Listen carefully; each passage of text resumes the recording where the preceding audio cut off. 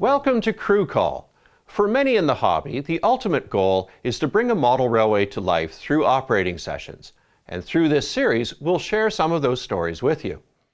Last time on Crew Call, modeler Bob Fallowfield gave us a tour of the railroads he used to explore as a kid growing up in Woodstock, Ontario. Bob's passion for the hobby is built upon those childhood memories, and he relives them on his HO-scale Galt subdivision of CP Rail. The TrainMasters TV crew sat in on an operating session, but first, let's find out how Bob has captured the railroading of his youth. I started the layout on Friday, November 19th of 2010, but who's counting? So it's been just a little over 5.5 years. It's a pretty aggressive schedule. Welcome to the CP Rail Galt subdivision circa 1980. This is Bob Fallowfield's first serious model railway. And there was no question in his mind that it would recreate the places, trains, and operations he remembers from growing up as a kid in Woodstock, Ontario. While many hobbyists plan their empires around favorite pieces of equipment in their collection, Bob's vision is built around an essential piece of prototype paperwork. Basic equipment for a prototype layout is a timetable. And especially if you're doing timetable and train order operations, you need to have a timetable.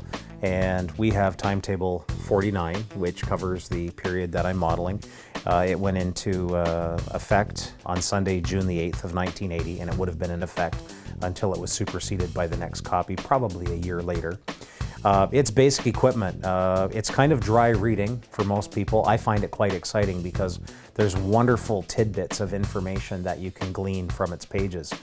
You can learn about the various times that the various trains were ordered at different places, what time they would have typically run through Woodstock, and that varied, of course, because in railroading stuff happens, and trains were often late.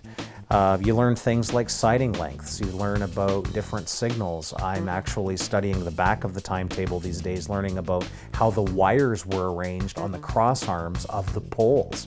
It actually shows you what quadrant the dispatcher's telephone wire was. And so if you read the timetable, you can go out to a pole line and you could have actually, out of a multiplicity of wires, picked out the dispatcher's phone line.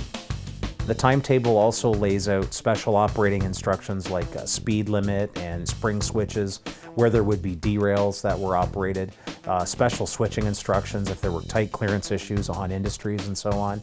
Woodstock was a 10-mile-per-hour speed limit throughout the entire yard, and that was because of all the unprotected grade crossings.